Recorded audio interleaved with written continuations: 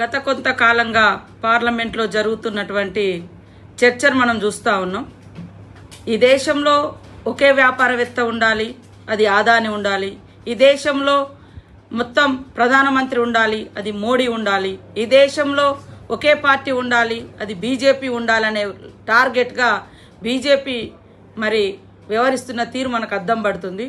మా పార్టీ తరఫున LOP leader Rahul Gandhi గారు ప్రతినిత్యం ప్రజల కోసం, అట్టడుగు వర్గాల సంక్షేమం కోసం, ఈ దేశ భవిష్యత్తు, ఈ దేశ హక్కులు, ఈ దేశ అస్తిత్వం, దేశ ప్రతి ఒక్క పౌరుని యొక్క మరి డెమోక్రసీ ఇవన్నీ కూడా రాజ్యాంగంలో ఉన్నాయి. ఇది కాపాడుకోవాలి అని అంబేద్కర్ గారిని పదే పదే గుర్తు చేస్తూ అంబేద్కర్ రచించిన రాజ్యాంగం దాన్ని పార్లమెంట్లో ప్రవేశపెట్టి ఆనాడు నెహ్రూ గారు చట్టబద్ధత కల్పించి ఈ భారతదేశాన్ని ప్రపంచంలోనే అత్యున్నతమైనటువంటి డెమోక్రటిక్ స్టేట్గా, అదేవిధంగా బ్యూటీ ఆఫ్ గ్రేట్ కాన్స్టిట్యూషన్ ఉన్నటువంటి దేశంగా ఇవాళ ఉనికిలోకి తీసుకొస్తే సహించలేక మనుధర్మ శాస్త్రాన్ని పాటించే బీజేపీ పార్టీ ఇవాళ మనుధర్మ శాస్త్రం అంటే మరి అట్టడుగు వర్గాలకు చదువు దూరం చేయబడ్డది, అంటరానితనం తీసుకురాబడ్డది, మహిళలను అణచివేసినటువంటి సంస్కృతి, వర్ణ